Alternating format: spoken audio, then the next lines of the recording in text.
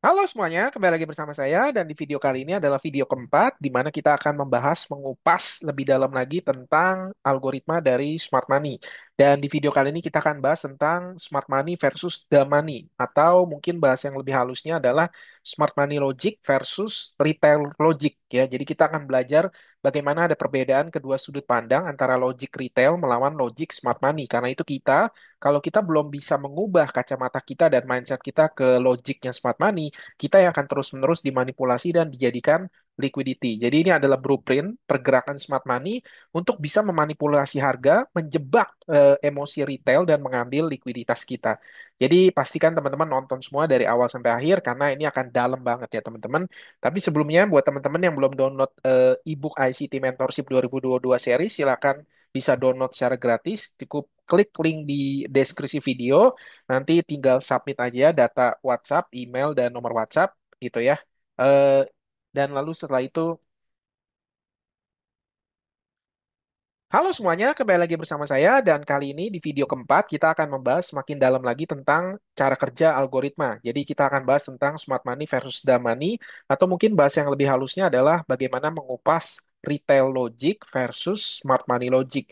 Jadi, kita sebagai retail, kalau kita belum bisa memahami dan memakai kacamata atau sudut pandang dari smart money, maka kita akan terus-menerus dimanipulasi ya, dan kita akan terus-menerus menjadi likuiditas dari smart money. Jadi, pastikan teman-teman nonton dari awal sampai akhir, karena di video kali ini cukup dalam dan cukup berat, karena kita akan ngomongin sedikit tentang filosofi smart money. Tapi ketika teman-teman mengerti betul, teman-teman akan melihat market itu dengan betul-betul sudut pandang dan mata yang sungguh berbeda. Oke, jadi pastikan nonton dari awal sampai akhir ya. Tapi sebelumnya buat teman-teman yang belum download free ebook, ini silakan aja klik link di deskripsi video, nanti bisa isi nama, email, dan nomor WhatsApp. Habis itu nanti masuk ke grup Telegram eksklusif saya dan bisa download dua ebook di sana. Sekaligus juga bahwa itu adalah satu-satunya grup Telegram yang saya punya. Di luar itu bukan punya saya atau itu adalah scam. Jadi jika ada yang pakai logo atau nama saya, itu bukan official dari saya. Satu-satunya grup official saya adalah di grup Telegram ini. Jadi pastikan teman-teman kalau belum join, silakan join ya. Yang kedua, teman-teman silakan kalau misalkan mau beli ya atau mau support, ini silakan teman-teman bisa beli di Thrive City. Nah, ini adalah 15 video eksklusif live Zoom plus 2 bonus ebook. Harganya cuma 100.000, tapi value-nya, saya yakin nih value-nya jutaan. Jadi buat teman-teman juga yang udah beli, thank you banget. Dan buat semua respon positif dan buat semua testimoninya, thank you. Biar semoga video ini bisa terus jadi berkat buat banyak orang. Oke? Dan juga buat teman-teman yang belum join membership Traktir Kopi, ya silakan join ya. Karena saat ini total video kita udah ada 8 video. Jadi ada 3 video eksklusif plus ada total 5 rekaman live Zoom. Bayangin aja. Jadi sekali traktir saya satu cangkir kopi, teman-teman bisa nonton 8 video eksklusif sekaligus. Dan juga nanti bisa join di live Zoom berikutnya ya. Nanti apa kapan jadwalnya dan apa temanya nanti akan di share di Tribe. Jadi pastikan teman-teman yang belum join, yuk segera join. Oke? Dan juga ini masih ada nih kesempatan untuk ikut promo ulang tahun XM ya. Jadi buat teman-teman yang masih di sepanjang bulan Juni, teman-teman bisa daftar dan teman-teman bisa dapat bonus deposit 100% hingga 15.000 US dollar. Jadi pastikan karena ini cuma sampai di bulan Juni, jadi sebelum kehabisan segera daftar saat ini juga. Oke? Nah, sekarang kita masuk ke tema kita. Market Efficiency Paradigm atau MEP itu menyelami pola pikir dan melihat market dari kacamata smart money. Jadi saya mau cerita sedikit teman-teman ya. Ini biar teman-teman mengerti filosofi, cara pikir atau sudut pandang logiknya smart money. Jadi di sini ada dua ilmuwan besar, nah di sini namanya Eugene Fama dan Robert Shiller. Dua-duanya ini bukan orang sembarangan. Dua-duanya ini adalah seorang pemenang Nobel ya. Eugene Fama itu memenangkan Nobel Ekonomi tahun 2013 kemarin, sementara Robert Shiller itu memenangkan Nobel Ekonomi 2 kali ya, satu kali tahun 2013 juga. Jadi sama nih sama Fama, satu lagi di 2022. Tapi di 2022 dia menangnya bersama satu temannya ya Daniel Kahneman ya kan. Nah, ini menarik nih teman-teman ya. Jadi mereka itu berdebat atas dua hal yang sebenarnya berseberangan, tapi dua-duanya itu mendapatkan Nobel. Jadi Fama itu berdebat mengeluarkan sebuah tesis. Ini ilmuwan ya, bukan seorang trader, ini ilmuwan. Dia mengeluarkan sebuah tesis bahwa market itu bergerak secara efisien dan dia bisa memberikan bukti-bukti bahwa market itu sungguh bergerak secara efisien dan bahkan pembuktian dia itu tesis dia itu bahkan sampai memenangkan Nobel tahun 2013 kemarin. Uniknya, satu sisi yang lain, Shiller itu juga mengeluarkan sebuah tesis yang behavioral finance, yaitu bahwa market itu sebenarnya nggak seutuhnya efisien. Uniknya, ya, tesisnya Shiller itu juga mendapatkan Nobel tahun 2013 kemarin. Jadi bayangin aja, ada dua kontradiktif di sini. Ada satu ilmuwan yang mengeluarkan bahwa penelitian bahwa market itu bergerak efisien dan dapat Nobel, sementara ada ilmuwan lain yang mengeluarkan tesis juga mengatakan bahwa market itu nggak sepenuhnya efisien dan itu juga dikatakan benar bahkan dikasih Nobel. Jadi aneh ya ini berseberangan. Bahkan kalau teman-teman mau nonton YouTube-nya ada kok perdebatan antara mereka berdua di YouTube ya. Nah, jadi pertanyaannya mana yang benar? Sebenarnya market itu bergerak efisien atau enggak sih sebenarnya? Oke, dan apa hubungannya dengan ICT dan smart money? Oke, jadi kita mau lihat bahwa bagaimana ICT memahami pola pikir filosofinya smart money. Jadi ICT itu tidak memihak dari salah satu ini. ICT itu berdiri di tengah-tengah perdebatan ini. Jadi menurut ICT, market itu bisa terlihat efisien, tapi sebenarnya disusun oleh algoritma dan manipulasi yang terstruktur. Kenapa dia bisa bilang begitu? Karena contoh-contoh nyata yang ada di chart, seperti fair value gap, liquidity sweep, displacement, itu kan semua bukti nyata ya. Bukti nyata bahwa market bergerak untuk merebalance ya, merebalance dirinya secara terstruktur ya. Jadi market itu nggak random, market itu nggak bergerak secara acak, tapi juga nggak sepenuhnya efisien. Nah, justru karena adanya ketidakseimbangan ini, kita smart money bisa mengambil untung dan kita sebagai retail bisa mengikuti jejak langkah mereka. Jadi, konsep berpikir ini nanti akan menghasilkan PD array matrixnya ICT. Ya, jadi kita mencoba menyelami dulu supaya teman-teman tuh nggak cuma sekedar menghafal pola, tapi mengerti. Jadi ketika teman-teman ketemu PD array atau ketemu entry yang bisa teman-teman pakai, teman-teman tuh ngerti apakah ini PD array yang bisa bermanfaat, yang valid atau enggak. Jadi bukan menghafal pola, tapi mengerti konsep dan struktur di belakangnya. Logiknya itu seperti apa. Oke, jadi kalau seller tuh percaya kalau harga itu bisa overreact atau underreact terhadap informasi. Contohnya jika misalkan media mengeluarkan sebuah berita, oh emas akan naik, oh akan ada perang. Lalu kemudian apa namanya retail itu mempunyai sikap FOMO dan psikologi massal ini ya ketika media mempengaruhi sikap atau keputusan masyarakat secara banyak secara massal itu bisa mempengaruhi apa pergerakan harga ya kan bahkan Shiller juga apa salah satu buktinya adalah ketika dia menyajikan bukti-bukti bahwa berapa kali ekonomi kita crash kan ya nggak usah disebut lah teman-teman bisa Google sendiri. Nah itu kan semua terjadi bukan karena apa namanya kondisi pasar tapi karena psikologi massal karena banyak banyak trader atau investor yang panik sehingga menyebabkan market itu crash ya kan jadi dia percaya bahwa market itu dikontrol oleh news oleh paradigma massal psikologi ya kan tapi menurut ICT ini kebalikannya. ICT itu nggak percaya kalau market itu dikontrol oleh news. Makanya saya juga berkali-kali menekankan, saya tuh nggak percaya sama fundamental. Saya tuh bukan fundamental trader. Saya tuh full technical analysis trader. Saya nggak pernah peduli news itu atau influencer itu atau narasi yang dibombardir itu apa. Saya hanya percaya dengan apa yang saya lihat di chart. Narasi bisa bohong, tapi candlestick itu nggak bisa bohong, ya kan? Ya smart money, ICT juga percaya dengan konsep ini, ya kan? Dan dia nggak peduli. Menurut ICT sebenarnya smart money itu nggak peduli ya tentang news. Yang dia pedulikan itu adalah likuiditas kita. Itu adalah tempat mereka berburu, yaitu memburu likuiditas retail. Jadi ini adalah sedikit dari apa namanya logik smart money ya dan juga logik cara berpikir ICT kenapa dia bisa menghasilkan konsep ICT dan menghasilkan PD array. Jadi teman-teman ketika mengerti konsep ini, teman-teman akan punya sudut pandang berbeda dan teman-teman akan lebih berhati-hati ketika mau entry di market karena teman-teman akan punya wawasan atau sudut pandang yang lebih lengkap, kacamata yang lebih komplit. Nah, di sini ya ICT mengajarkan tentang market efficient paradigm ya atau MAP. Ya kan? Di sini adalah sebenarnya bagaimana ada perbedaan dua struktur ya atau dua sudut pandang dari smart money memandang market versus spekulatif uninformed money ini maksudnya retail ya. Retail memandang market. Jadi bayangin aja kayak misalkan ICT menganalogikan anggap aja misalkan kayak Anda jadi seorang business owner ya, seorang misalkan Anda seorang pemilik toko lah. Lalu Anda punya barang untuk dijual ya kan. Sebagai business owner artinya kan siapa yang punya kontrol penuh untuk mengatur harga itu dijual di angka berapa. Ya pastinya si pemilik toko, betul nggak? Si pemilik toko punya kontrol penuh untuk menjual barang komoditas dia itu dijual di harga berapa. Dia bisa naikin, dia bisa turunin sesuka hati, karena dia pemilik tokonya. Begitu juga dengan market ya, currency dalam konteks ini. Currency negara itu sepenuhnya sepenuhnya dikontrol oleh central bank, betul nggak? Jadi currency itu kan milik bank. Currency itu adalah produk komoditinya bank, yaitu central bank, ya kan? Dan walaupun currency itu disebut mata uang negara, tapi yang mengontrol currency itu kan bukan negara tersebut. Betul nggak? Karena kita tahu semua ya, bank sentral itu kan swasta, bukan pemerintah. Jadi saya nggak mau bahas itu ya. Jadi teman-teman kebayang nggak? Jadi bank swasta itu, ya, sorry, atau bank sentral itu pihak swasta loh. Pihak swasta yang ada di atas pemerintah negara. Kebayang nggak sih?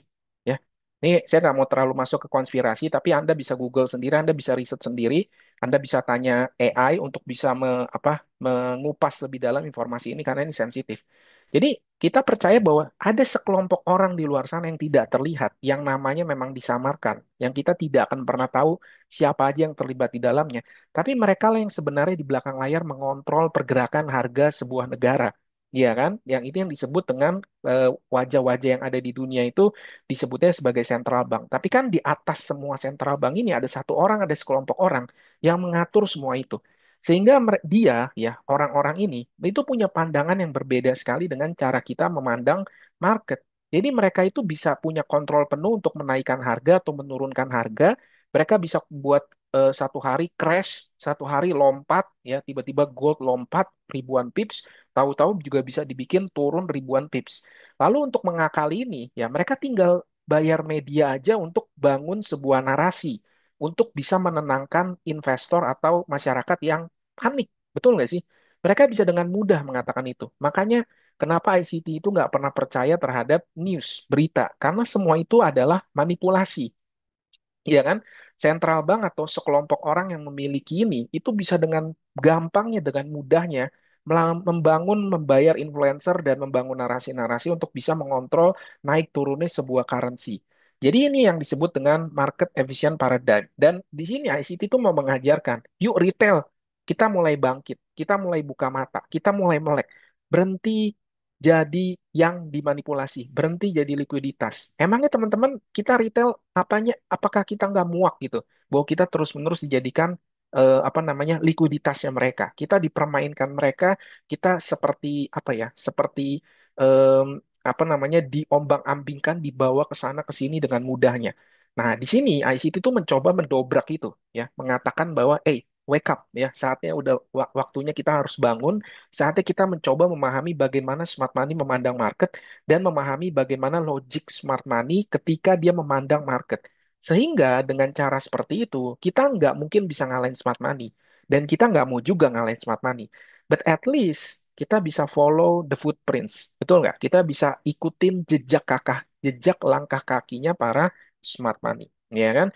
Nah, jadi di sini ICT ngajarin gimana sih sebenarnya cara kita bisa memahami dan mengerti cara pergerakan harga berdasarkan dari kacamata smart money, bukan dari kacamata dumb money. Ya, yang pertama, ICT bilang jangan trading hanya karena kita ngeliat pola tertentu. Ini udah di-share dari video pertama ya. Jadi jangan masuk posisi hanya karena ada double top, head and shoulder, atau support resistance. Karena pola itu dibuat-buat untuk menjebak trader retail. Yang kedua, dibilang jangan trading hanya berdasarkan indikator atau momentum. Indikator seperti RSI, MACD, dan lain-lainnya itu cuma cerminan dari harga, bukan penyebab pergerakan harga. Nangkep ya perbedaannya. Itu cerminan dari harga yang sudah terjadi, bukannya penyebab pergerakan harga itu akan bergerak kemana. Ya kan? Makanya indikator itu nggak pernah berhasil. Betul nggak? Nah, harga bisa terlihat overbought, tapi tetap naik. Ayo, atau bahkan ada divergen. Misalnya dulu pakai RSI, udah ada bearish divergen nih sama RSI-nya. Kok harganya tetap naik, nggak turun? Ya kan? Tiba-tiba kenapa? Ngambil likuiditas dulu baru turun. Bayangin ketika semua trader retail melihat RSI yang sama dan mereka melihat ada divergen di situ. Kira-kira sebagai smart money, apakah betul-betul harga akan dimanipulasi turun atau mereka melihat ini sebagai kesempatan untuk mengambil stop loss retail baru dibuat turun, ya kan?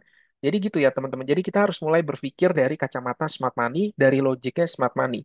Oke? Jadi kita sebagai smart money trader, ya, ICT berkata kita cari peluang beli, ya, di area di mana retail justru menjual, dan kita cari peluang jual, ya, di area di mana retail itu membeli. Jadi kita itu berkebalikan dengan mindsetnya para retail, karena kita sekarang belajar memisahkan diri dari retail dan kita mau berdiri di sudut pandang atau kacamata smart money. Ya, jadi kita akan mengantisipasi harga bahwa selalu mencari likuiditas di sisi yang berlawanan. Karena harga itu bukan bergerak berdasarkan logika supply and demand, tapi dia bergerak ya di mana likuiditas itu berada. Dia mencari tempat stop loss retail itu tertumpuk. Oke. Nah, di sini juga ICT menekankan waktu itu menjadi sangat penting dalam membaca pergerakan harga. Seperti jam buka London, European Open, ya jam 2, New York Open seperti setengah 9 atau setengah 10 itu sangat krusial. Karena smart money itu bekerja dengan basis waktu. Seperti di sisi satu, di ICT mengatakan bahwa algoritma itu bergerak berdasarkan level, bukan hanya sekedar level harga, tapi juga soal waktu, ya kan? Jadi, ya, pergerakan atau manipulasi di dalam eh, market forex itu bukan terjadi secara acak, tapi itu secara terstruktur, ya. Dan itu terstruktur secara waktu. Makanya kita bisa menemukan manipulasi itu terjadi setiap hari di waktu-waktu yang sama. Jadi kita mau memahami, kita mau pindah dari retail logic ke smart money logic, ya kan? Jadi kita mau memahami lebih dalam tentang logic smart money supaya kita punya sudut pandang berbeda ketika ngelihat market. Jadi ya kita percaya bahwa ICT percaya bahwa market itu selalu bergerak dari ketidakseimbangan menuju keseimbangan, betul nggak? Karena kan salah satu tugas dari algoritma apa? Ya, merebalance imbalance, ya kan, menyeimbangkan ketidakseimbangan, ya kan. Tetapi keseimbangan, ketidakseimbangan dan keseimbangan itu bukan terjadi natural, tapi itu didesain, dimanipulasi oleh smart money. Makanya dalam diagram NFP tadi ya kita ngelihat smart money sebagai liquidity provider. Ya jadi smart money itu ya liquidity provider para central bank itu. Mereka itu menciptakan sebuah ilusi ya bahwa harga itu bergerak secara efisien. Tapi di sini salah ketik nih. Harusnya spekulatif uninfo money atau retail. Ya, jadi smart money itu mereka tuh punya segalanya. Mereka punya uangnya, mereka punya medianya, mereka memiliki semuanya. Jadi kebayang nggak sih? Ya, sementara kita tuh minim sekali ya. Kita hampir tidak punya apa-apa. Makanya dikatakan sebagai spekulatif uninformed money.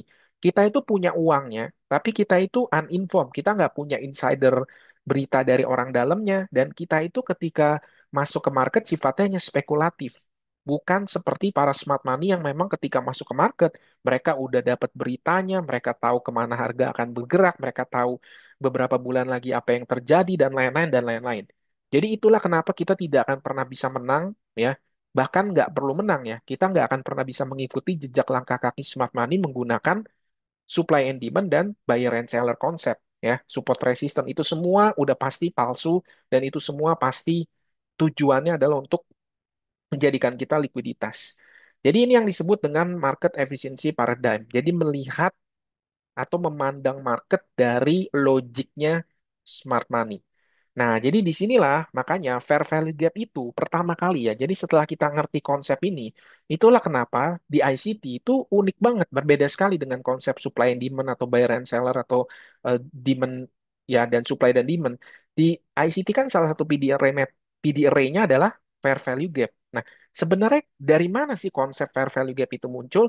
Ya konsep fair value gap muncul itu ya dari konsep ini, dari market efisiensi paradigm ini ya karena dia melihat ICT melihat bahwa ada konsep bahwa smart money itu masuk ya memanipulasi market dan setiap kali dia bergerak dia tuh selalu membawa dari ketidakseimbangan lalu ke keseimbangan lagi. Jadi dia terus-menerus melihat ada pola yang selalu terulang di market. Setiap kali smart money masuk, selalu ada inefisiensi yang tercipta. Betul nggak? Selalu ada displacement candle seperti sebagai footprintnya smart money. Dan ketika mereka sudah betul-betul melangkah masuk market, itu meninggalkan sebuah inefisiensi, ya sebuah imbalance. Tapi uniknya adalah bahwa smart money selalu kembali lagi ke area imbalance itu, baru kemudian bergerak lagi melanjutkan pergerakan sesungguhnya, ya kan? Jadi FVG itu adalah hasil dari pergerakan smart money. Ketika mereka sedang bergerak kencang ke satu sisi mencari likuiditas tertentu. Mereka meninggalkan sebuah lubang karena mereka ya atau gap gitu ya. Karena mereka bergerak terlalu cepat setelah ngambil likuiditas di sisi retail. Betul nggak? Ya kan? Nah, jadi fair value gap itu tanda bahwa pasar itu belum efisien. Dan itu good. Karena itu bisa kita manfaatkan untuk benefit kita. Ya.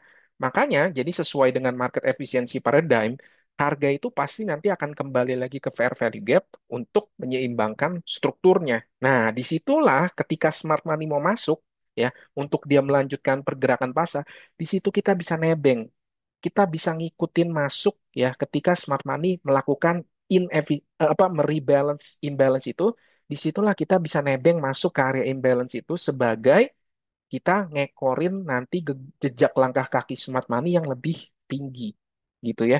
Nah, jadi kebayang ya teman-teman ya. Makanya ketika ICT itu bukan, sekali lagi saya bilang, ICT itu bukan sekedar em, pattern ya, tapi ICT itu konsep yang betul-betul harus dipahami. Makanya buat buat yang suka komen-komen di YouTube, bang, nggak usah banyak bacot, bang, langsung aja langsung to the point gimana cara entry-nya, ya kan? Atau yang lain-lain yang kurang lebih komen-komennya kayak begitu. Ya saya nggak pernah nanggepin dan saya nggak pernah marah juga sih. Kenapa? Ya karena justru bahkan sejujurnya saya berterima kasih dengan orang-orang para trader-trader yang malas belajar itu. Kenapa? Karena mereka akan terus-menerus menjadi liquidity saya. Ya, trader-trader yang males, trader-trader yang gak usah banyak bacot, kasih tahu gue entry-nya di mana, SL-nya di mana, TP-nya di mana, gue nggak peduli namanya apa, ya kan? Mereka itu memberikan sumbasi yang besar buat market. Mereka itu menjadi liquidity-nya para smart money trader. Karena mereka betah dan nyaman jadi dumb money. Mereka betah banget jadi orang bodoh yang terus-menerus memberikan donasinya ke broker dan ke market. Dan mereka adalah menjadi makanan kita. Karena kan kita tahu ya bahwa forex itu kan zero sum game. Ketika saya menang, berarti kan di luar sana harus ada yang kalah. Dan siapa yang kalah? Ya damani tadi, orang-orang yang seperti itu. Orang-orang yang nggak mau belajar, orang-orang yang nggak mau cangcingcong, maunya langsung mental instan, ya kan? Mereka nonton video bilangnya bosen, ya kan? Ya kalau bosen jangan nonton video forex. Kalau mau bosen scroll TikTok aja, ya kan? Kalau nggak mau bosen ya nonton Netflix. Ini adalah buat orang-orang pintar, buat orang-orang yang mau belajar memahami algoritma market, buat orang-orang yang menolak menjadi likuiditas, buat orang-orang yang capek dan muak dimanipulasi oleh market. Mereka yang mau bangkit, mereka yang percaya bahwa trading itu bisa membawa jalan kebebasan, mereka yang percaya bahwa trading itu bisa mengangkat derajat mereka satu hari nanti, mereka yang percaya kalau dengan trading mereka bisa menang profem dan mereka bisa apa namanya merubah nasib mereka. Inilah untuk ICT itu untuk orang-orang yang seperti itu, para trader-trader pintar yang siap bayar harga, yang siap kerja keras. Makanya saya bilang ya, trading itu emang nggak buat semua orang. Emang nggak buat semua orang. Makanya terima kasih buat para trader-trader yang males, yang nggak pernah mau belajar, yang selalu pasti model-model kayak gini tuh model-model yang ya merasa bahwa udahlah emang hidup itu begitu ya dan nggak bisa diubah sama sekali. Ya nggak apa-apa, terima kasih karena bertahun-tahun mereka selalu setia jadi liquidity kita. Tapi buat para trader yang siap bayar harga, buat trader yang siap kerja keras, yang siap buat merubah nasibnya, yang betul-betul mau bangkit. Ayo, ya, ayo sama-sama bareng saya. Saya akan share semuanya, ya, semua yang saya tahu saya bongkar habis. Yuk kita gandengan tangan sama-sama kita bangkit, kita berhenti jadi likuiditas, saatnya kita yang bangkit. Saatnya kita jadi pemenang saat ini. Oke? Jadi yang mau, yuk kita gandengan tangan, yang nggak mau, ya udah silakan, bye-bye. Karena memang trading itu gak untuk semua orang. Oke? Nah, sekarang kita masuk. Jadi setelah kita ngerti konsep tadi bahwa harga itu bergerak ya dari inefisiensi menjadi efisien kembali. Jadi itu adalah jejak kaki, langkah jejak kaki yang ditinggalkan oleh smart money ketika mereka udah masuk di market. Mereka meninggalkan sebuah jejak yang disebut ICT sebagai fair value gap ya. Jadi nilai gap yang fair, yang adil. Jadi pasti dia akan kembali lagi untuk rebalance baru dia bergerak lagi ke arah yang lebih besar. Di sini ada bullish ICT fair value gap, di sini ada bearish ICT fair value gap. Ya kemarin juga di trap takdir kopi ada yang masih salah nandain fair value gap. Jadi ini buat kamu ya saat ini mungkin kalau sedang nonton, semoga dengan pengertian yang lebih basic ini bisa semakin mengerti cara algoritma bekerja dan bisa tandain PD array dengan lebih baik ya gitu. Oke, kita mulai dari fair value gap, nanti kita berkembang ke yang lain-lain. PD Matrix yang lain. Oke? Jadi kita balik lagi ke sini. Oke? Jadi apa itu ICT Fair Value Gap? Jadi Fair Value Gap adalah celah harga atau gap ya yang terbentuk akibat ketidakseimbangan dalam sebuah pergerakan yang agresif. Jadi dia tuh terburu-buru bergerak ke satu sisi mau ngambil likuiditas dan di dalam pergerakan yang terburu-buru itu dia meninggalkan sebuah imbalance. Nah, fair value gap itu adalah tiga candle berurutan seperti ini, candle satu, candle 2, dan candle 3. Di mana candle keduanya atau middle candle-nya itu bergerak agresif ya, dan body atau weak candle ke satu dan ketiga tidak saling overlap, meninggalkan sebuah gap. Sehingga tercipta ruang kosong di antara candle satu dan candle 3. Nah, kalau di bearish seperti ini, ketika dia ngambil likuiditas di sini kemudian dia drop, di sini kan dia juga bergerak secara agresif ya, displace ke bawah. Dan tiga candle ini, satu, dua, tiga, di mana candle keduanya ya itu ya weak candle satu dengan weak candle ketiga tidak bersentuhan dan di sini meninggalkan gap di candle kedua. Ini yang disebut sebagai ICT bearish fair value gap. Ini adalah tanda bahwa pergerakan tersebut belum seimbang karena saking buru-burunya bergerak berlawanan mau ngambil likuiditas di bawah, dia meninggalkan sebuah gap dan dia meninggalkan sebuah imbalance atau inefisiensi. Dan percayalah, nanti smart money akan kembali lagi untuk merebalance ya, kemudian dia baru bergerak ke arah yang lebih dalam lagi. Oke? Nah, jadi kapan nih? Ini salah satu ciri juga yang bikin kenapa banyak yang entry di fair value gap tapi masih gagal. Kapan fair value gap menjadi sangat efektif? Jadi fair value gap itu paling relevan, paling powerful ketika dia nih perhatikan ya teman-teman ya. Jadi logiknya nih. Jadi jangan sembarang ada fair value gap main entry-entry aja ya. Kita harus ngerti dulu fair value gap mana yang valid, fair value gap mana yang nggak valid. Fair value gap yang valid adalah ya paling relevan. Itu dia terbentuk ketika harganya udah menyapu sebuah liquidity pools.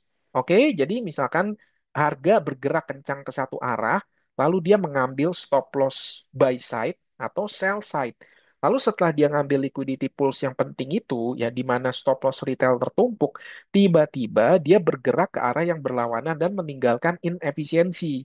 Itulah di mana fair value gap itu akan menjadi sangat-sangat efektif untuk kita pakai sebagai area entry. Bukan sembarang atau acak fair value gap kita main pakai buat entry aja. Kita harus ngerti logiknya tadi ya. Kita harus ngerti logiknya smart money memandang market. Dia selalu memandang dari sisi likuiditas.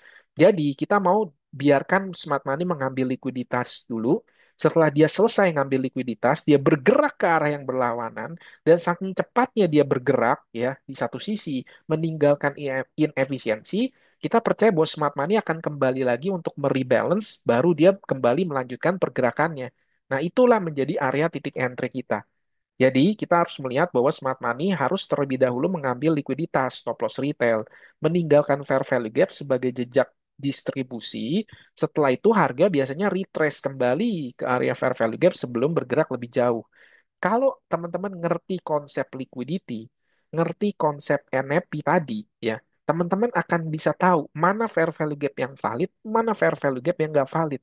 Makanya dibutuhkan sebuah pengertian akan konsep, bukan cuma sekedar ngafal, oh tiga candle di mana candle tengahnya. Bukan begitu. Teman-teman harus ngerti konsep, teman-teman harus bisa ngelihat di mana stop loss retail ditempatkan. Ketika harga naik, teman-teman harus bisa menebak kira-kira dia bergerak mau ngambil likuiditas yang mana. Kalau dia turun, teman-teman harus tahu, dia tuh mau turun mau ngambil likuiditas yang mana. Dan setelah dia turun ngambil likuiditas atau dia naik ngambil likuiditas, teman-teman mau lihat ada harga yang sifatnya bergerak berlawanan dengan displace dan meninggalkan inefisiensi. Ketika itu terjadi, disitulah bahwa fair value gap itu akan menjadi efektif. Tapi fair value gap aja nggak cukup untuk kita main entry. Oke, ada syarat lain yang harus terjadi untuk menjadikan fair value gap itu menjadi fair value gap yang powerful. Apa itu? Ya, nanti di slide setelahnya. Oke. Jadi ini ya, tidak semua fair value gap itu layak diambil. Bahkan fair value gap hanya jadi noise karena muncul tanpa konteks, ya kan? Jadi fair value gap yang muncul setelah liquidity sweep itu bukan noise, itu sinyal, ya. Itulah jejak langkah institusi. Dan kalau kamu tahu cara bacanya, kamu nggak akan lagi jadi korban.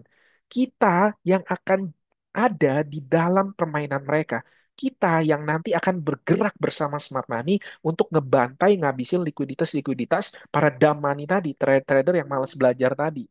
Smart money itu nggak pernah guess, nggak pernah menebak-nebak. Mereka tuh meninggalkan footprint yang very clear, ya. Mereka meninggalkan jejak langkah kaki yang spesifik dan terlihat di chart dengan closing candlestick, ya. Ya itu ya kita kita pelajari dan kita akan ikut ngekor bersama dengan smart money ketika mereka sudah siap bergerak. Nah, yang kedua yang membuat bahwa sebuah fair value gap itu menjadi efektif adalah kita harus memastikan bahwa adanya bearish atau bullish market structure shift. Ya, jadi nggak cukup bahwa harga itu meninggalkan fair value gap aja, tapi kita mau ngeliat adanya sebuah market structure shift yang terjadi. Yaitu pertama, penjelasan sederhananya nih, walaupun udah banyak, tapi saya jelasin lagi di sini. Mungkin banyak yang pertama kali nonton juga. Jadi pertama, kita mau ngeliat ada harga naik atau turun. Ya, basically dia naik atau turun itu tujuan akhirnya adalah ngambil stop loss trader, ya, baik itu buy stop maupun sell stop. Ya, setelah dia ngambil likuiditas atau dia ngelakuin stop hunt ini atau fake breakout atau apapun namanya, setelah itu kita mau ngeliat harga bergerak cepat ke arah sebaliknya. Nah, gerakan ini, ya teman-teman perhatikan ya, gerakan itu biasanya kuat dan cepat.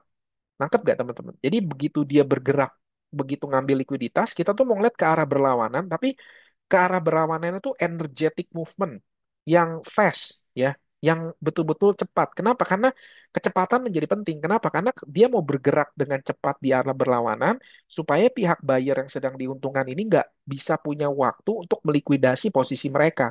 Nangkep gak? Makanya ketika dia bergerak naik, naik, naik, naik, naik, ngambil likuiditas, tiba-tiba bergerak berlawanan dengan sangat cepat, membuat shock para buyer yang sedang diuntungkan dan mereka belum sempat menutup posisi mereka.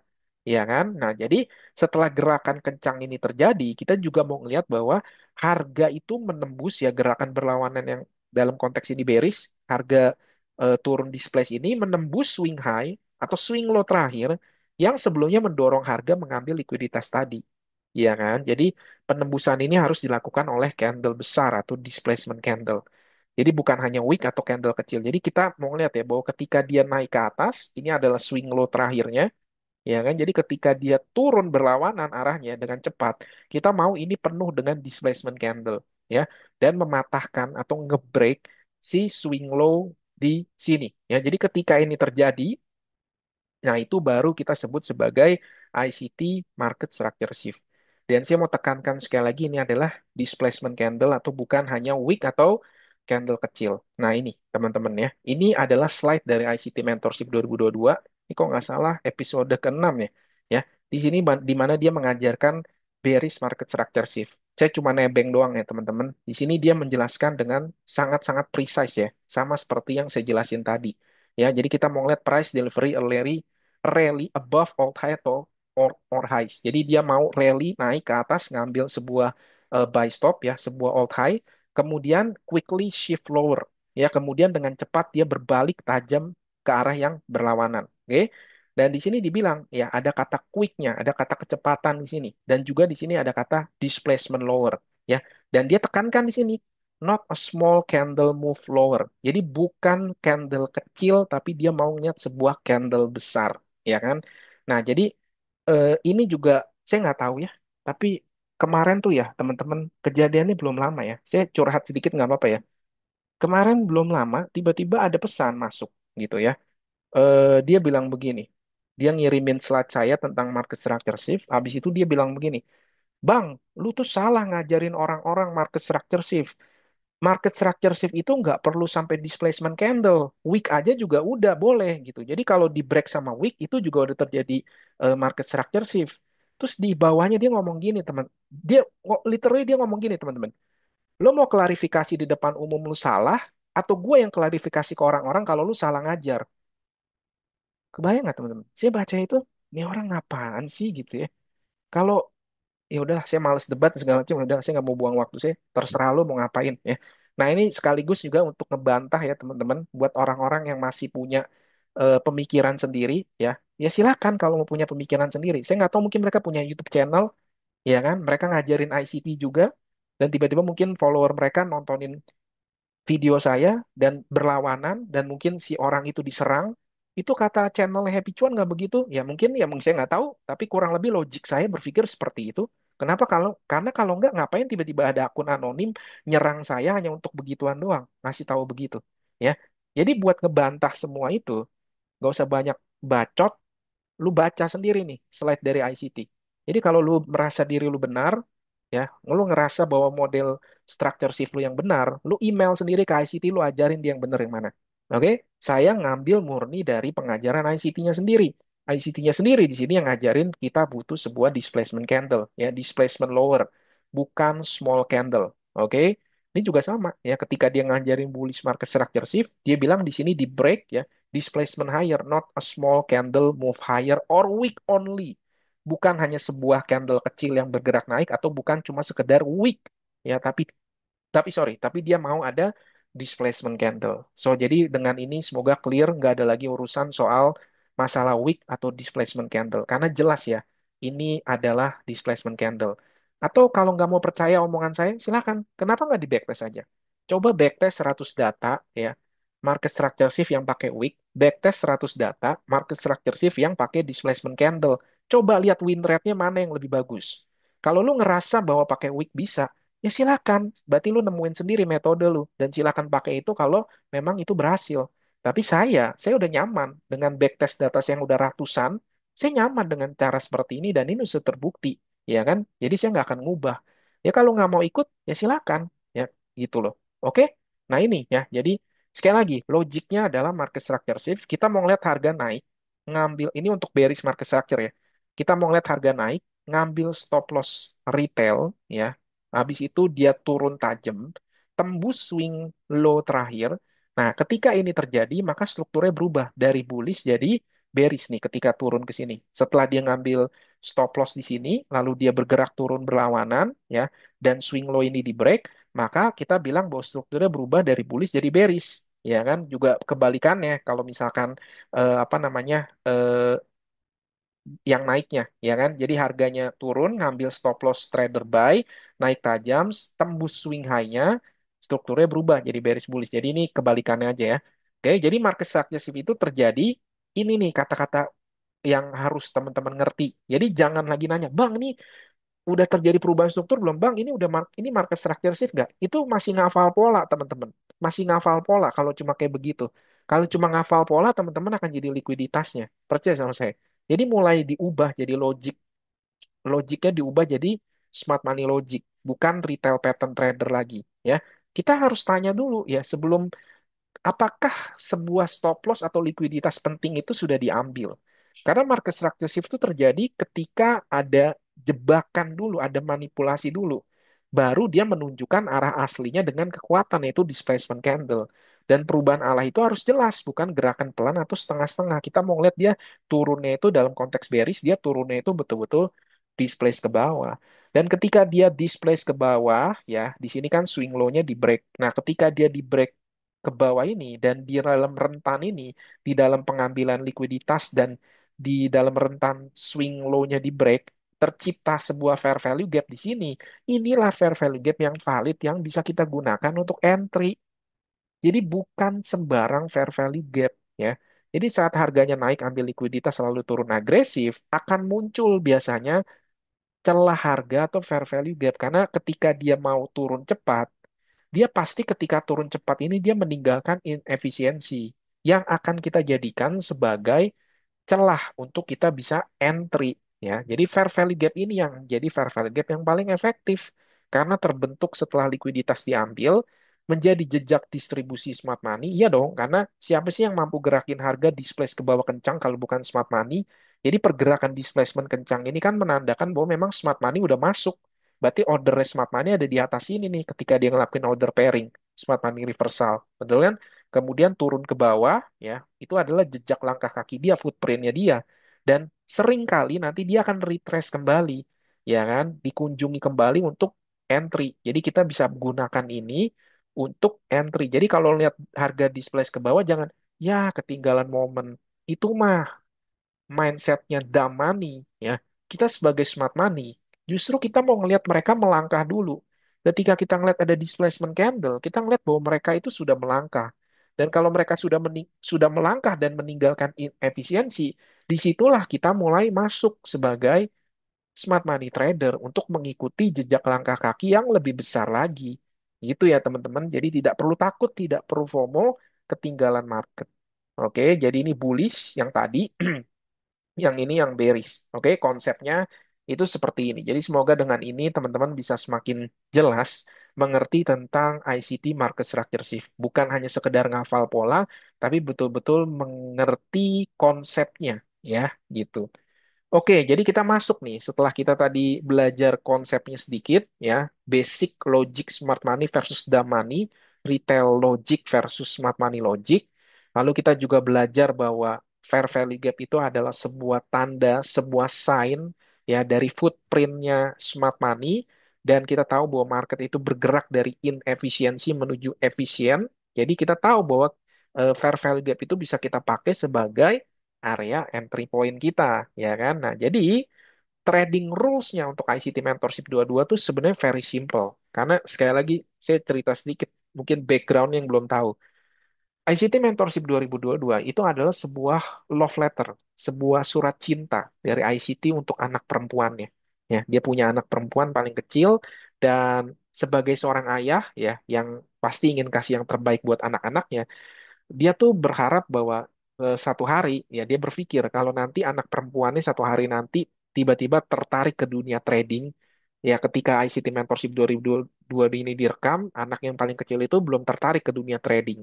Tapi ICT berpikir bahwa suatu hari nanti ketika misalkan anaknya sudah tiba-tiba udah lebih dewasa dan tertarik trading dan pengen belajar trading, ya mungkin dia malu kalau langsung nanya ke papanya.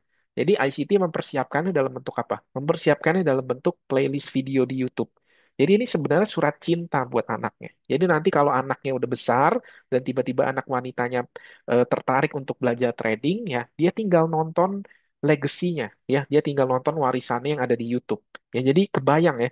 Karena itu ICT membuatnya tuh sangat sederhana, sangat mudah dimengerti. Ini sederhana dan mudah dimengertinya versi ICT, bukan versi kita ya. Kita sih, saya aja kelabakan waktu belajar. Tapi buat ICT ini adalah konsep yang paling sederhana. Karena memang ini sengaja didesain untuk supaya anak perempuannya itu satu hari kalau mau belajar trading itu bisa dengan mudah mengerti cara kerja algoritma dan bisa jadi seorang trader yang efektif ya gitu. Nah, jadi konsep trading rules-nya nomor satu ya, balik lagi kita harus ngerti bahwa kita harus menunggu harga mengambil likuiditas yang penting dulu, ya kan? Jadi biarkan harga menyentuh area yang penuh stop loss, buy stop dan sell stop.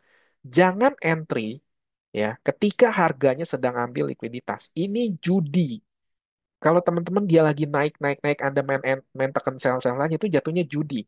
Jadi kita nggak perlu tahu ya high dan low-nya tuh di mana, nangkep nggak sih? Jadi biarin aja kalau dia lagi naik, biarinnya dia naik, atau kalau dia lagi turun, biarinnya dia turun. Kita nggak perlu entry specifically di high dan low-nya, nggak ada gunanya, itu judi. Oke, kita biarkan dulu dia membentuk high dan low-nya. Setelah high dan low-nya terjadi, baru kita mencari peluang entry. Jadi satu, tunggu harga ngambil likuiditas penting. Kedua, tunggu harga bergerak berlawanan, adanya displacement candle. Jadi setelah liquidity tersapu, kan harga bergerak berlawanan dengan cepat, ya kan, di displacement candle. Nah, biasanya ketika terjadi displacement candle, dia kan meninggalkan celah kan, meninggalkan fair value gap kan. Nah, jadi nggak perlu entry pada saat dia naik, kita entry, pada saat dia turun, kita entry. Nggak perlu, biarin aja dulu dia ngambil likuiditas. Lalu kita mau lihat ada arah berlawanan, dan ketika arahnya berlawanan meninggalkan displacement, meninggalkan fair value gap, disitulah kita akan bisa menemukan peluang entry. Karena ini adalah area favoritnya smart money untuk re-entry. Nangkep ya? Jadi mulai dari sini nggak usah FOMO, tenang, relax, ya, dan biarkan teman-teman mengikuti checklist ini. Saya bikin dengan bahasa yang sangat sederhana, karena honestly ya, saya tulus banget pengen teman-teman betul-betul bisa belajar, bisa bangkit bareng kita gandengan tangan, ya. Dan ini betul-betul saya em, ya mungkin legacy juga ya buat buat teman-teman ya, karena apalagi sih yang mau didapat di dunia ini, ya kan? Ya udahlah kita kemana-mana. Oke. Jadi kayak gitu ya teman-teman. Jadi empat kita entry-nya nanti di fair value gap. Jadi setelah fair value gap terbentuk, kita tunggu harga retrace ke fair value gap, kita entry di sana. Dan sekali lagi saya tekan ini, entry hanya dilakukan jika semua langkah sebelumnya sudah terjadi secara berurutan, secara valid. Yang kelima, ini yang paling penting, yang udah dibahas dari video-video sebelumnya. Entry harus sesuai waktu, time of interest. Jadi price of interest ketemu dengan time of interest. Dan secara spesifik ya, ICT Mentorship 2022 itu dilakukan di dalam New York Kill Zone. Sekali lagi saya tekankan ya, ICT Mentorship 2022 itu secara spesifik itu dilakukan di dalam Kill Zone. Kalau Anda nonton 41 episode, semua itu semua contohnya itu diberikan entry-nya di dalam New York Kill Zone. Oke? Nah, jadi jangan jangan improve dulu ya. Kita belajar basicnya dulu. Nanti kalau basicnya udah bisa mau improve ya silakan, gitu kan. Nah, jadi semua proses di atas tuh valid jika terjadi di dalam New York Kill Zone, which is this is our time of interest. Ya, dimulai dari jam setengah 9 atau kalau di WIB jadinya setengah 8. Di luar jam ini fair value gap itu nggak valid ya, karena balik lagi yang bikin smart money reversal terjadi itu adalah ketika point of interest ketemu dengan time of interest. Lalu untuk exitnya ya sama, kita gunakan konsep premium diskon internal eksternal ya, ini akan bikin kita tuh punya objektif dalam menentukan TP1, TP2 dan seterusnya. Nah, aku sih teman-teman. Jadi area exit kita itu juga bukan kira-kira, oh kayaknya nyampe deh. Oh kayaknya nyampe deh. Nggak ada kayaknya. Ya, kita tuh specifically ya semuanya tuh objektif. Exit kita kalau kita entry di premium, exit kita di diskon. Kalau kita entry di diskon, exit kita di premium. Kalau kita entry di fair value gap internal liquidity, artinya exit kita harus di external liquidity.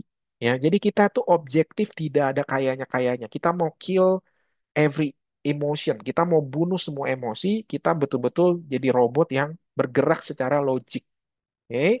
Jadi ini sekali lagi ya, ketika harga misalkan di sini ya, di sini adalah true day open ya, di sini asumsi misalkan di sini time of interest-nya adalah New York Kill Zone. Ketika segala sesuatunya align selaras ya, harga turun ngambil semua liquidity, ngambil semua sell stop, masuk ke dalam sebuah point of interest yaitu high time frame PD Ray, dan di dalam level yang penting ini ketemu dengan waktu yang penting ya, maka disinilah ya magicnya tuh terjadi, keajaibannya terjadi ketika point of interest ketemu dengan time of interest. Anda lihat ya, Anda bisa lihat bahwa smart money reversal itu kan terjadi di waktu yang tepat, bukan hanya sekedar level harga atau area penting, tapi juga ada kesinambungan antara level harga yang penting bertemu dengan waktu yang tepat. Ketika dua itu terjadi, di situ reverse datang ya. Kita lihat di dalam New York Kill Zone, time of interest yang tepat, tiba-tiba setelah dia ngambil likuiditas, dia bergerak ke arah berlawanan, meninggalkan displacement candle, ya, lalu juga telah melakukan shift in market structure, meninggalkan imbalance di sini, dan ini adalah area kita untuk entry. Lalu juga kalau bullish, kita mau entry di bawah midnight open, dan kita exit dari internal liquidity ke area external liquidity. Dari area diskon di bawah premium, di bawah midnight open, kita exit di atas midnight open. Atau kita bisa tarik ini untuk mengukur di mana premium diskonnya, dan di situ kita bisa jadikan area yang tepat untuk exit. Jadi everything tuh align dan segala sesuatu tuh terstruktur secara objektif, bukan pakai feeling-feeling lagi. Dan ini adalah trading plan baku yang teman-teman bisa pelajari, backtest, dan saya percaya kalau teman-teman sudah kuasai ini, teman-teman akan mulai berubah ya dari retail trader menjadi smart money trader, di mana teman-teman berhenti dijadikan likuiditas dan teman-teman sekarang mengerti cara membaca likuiditas di market. Ketika level yang penting ketemu dengan waktu yang tepat. Disinilah sell program yang tadinya turun, sell program berubah menjadi buy program. Oke. Nah, ini ada contoh kasusnya yang paling paling simpel aja nih. Ini GBP USD kemarin ya, kita lihat di sini ini time frame M15 ya.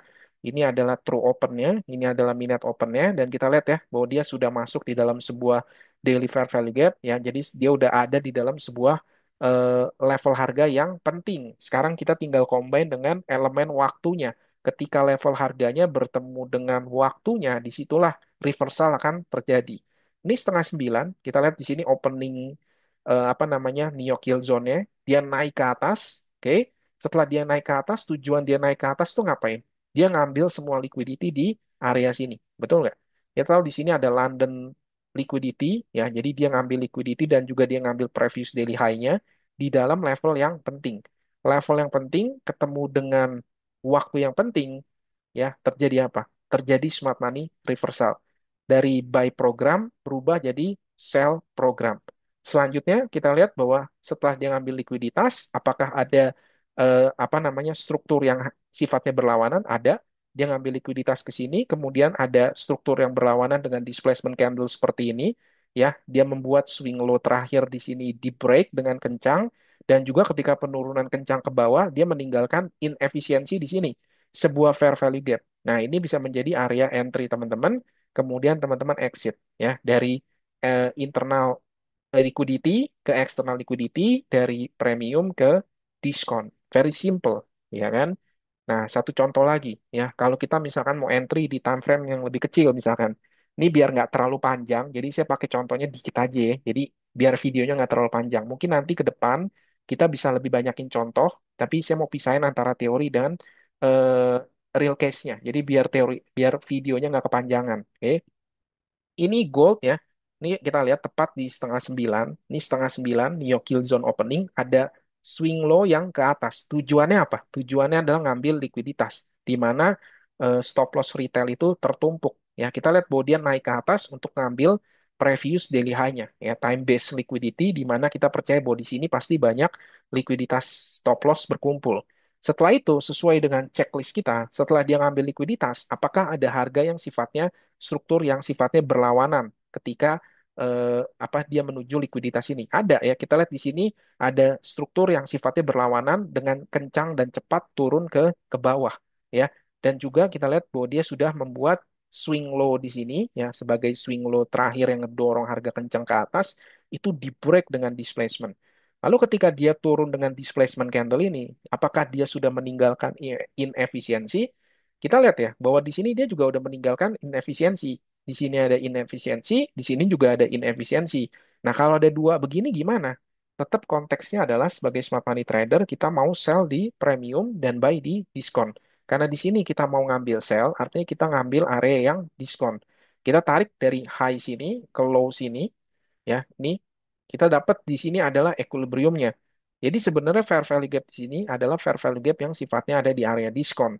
Sementara fair value gap di sini adalah fair value gap yang arahnya premium gitu kan. Nah, mungkin dalam konteks ini ya tergantung brokernya ya. Ini tergantung candle broker nih. Ya kan? Mungkin kalau konteks ini mungkin ada beberapa yang nggak dapat entry. Tapi di luar teman-teman dapat entry, nggak dapat entry, yang penting teman-teman kan udah ngerti logiknya ya. Nangkep ya? Naik ke atas, ngambil likuiditas, kemudian ada arah berlawanan, eh, arah yang berlawanan dengan displacement candle, membantu sebuah shift in market structure dan meninggalkan inefisiensi.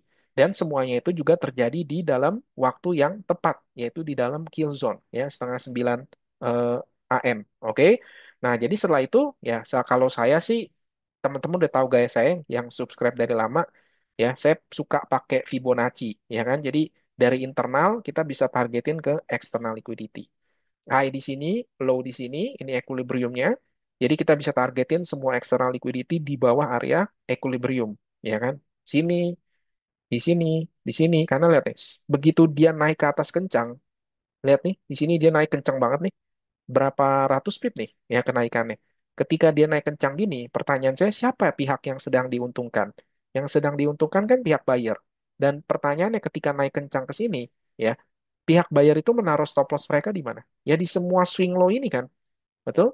Jadi setelah algoritma mengambil likuiditas di area atas ini, ya mereka mengambil likuiditas para seller, maka sekarang pihak mana yang sedang diuntungkan buyer? Jadi pasti setelah dia ngambil likuiditas seller, selanjutnya dia akan mengambil likuiditas buyer, ya kan? Karena sekarang likuiditasnya ada di area bawah, area atasnya udah bersih, ya kan? Nah, kalau saya favoritnya combine lagi dengan fair value gap, ya kita dapat di sini area OTI-nya, di sini ada fair value gap-nya, ya Anda bebas aja, di sini hanya contoh ya, mungkin kita bisa entry di OTI-nya atau mau entry di fair value gap-nya juga bebas, stop loss kita di sini, exit kita di bawah area premium ini. Dan ini udah jadi satu apa namanya? Satu trading plan ICT Mentorship 2022.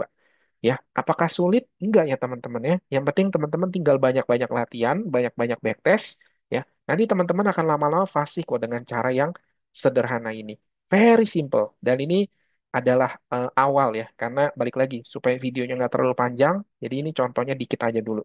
Ya, jadi kesimpulan trading rules sekali lagi saya apa namanya compile ya biar nggak lupa. Satu, tunggu terjadi liquidity sweep.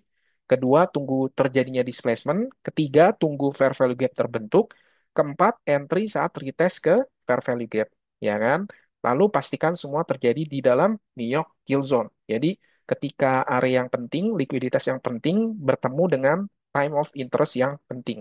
Exit di premium diskon atau di internal dan eksternal. Nah, ini pasti ada yang ngomong, Bang, ngomong doang mah gampang. Kalau chart udah jadi juga gampang. Ya, ini saya kasih lihat, ya. Gitu. Apa yang saya ajarin, itu yang saya lakuin, ya. Nih, teman-teman, saya juga entry tepat di sini, ya.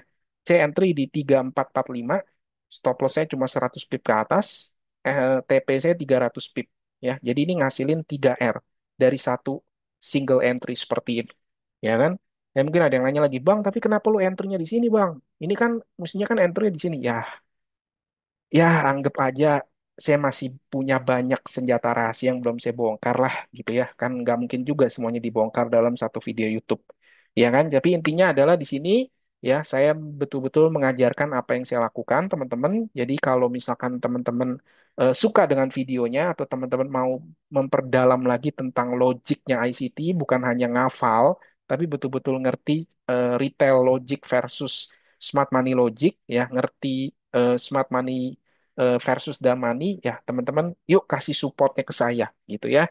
Jadi buat teman-teman yang suka dengan videonya dan mau support saya lebih lagi, ya tinggal ini aja teman-teman ya. Yang belum subscribe ya subscribe, yang belum nyalain lonceng notifikasinya silakan dinyalakan.